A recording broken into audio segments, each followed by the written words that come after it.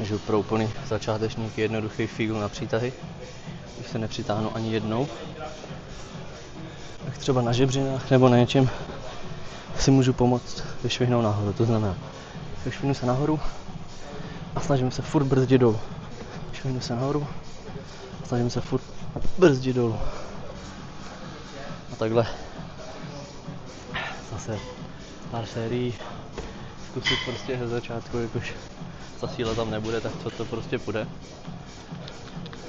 A postupně se na to člověk zvykne, ty záda celkově, všechno se na to zvykne a už to potom půjde jednodušeji. Je to čas a hlavně tu pravidelnost. Já si zkusím dát mezi nohy to závaží, se mi nevypadne.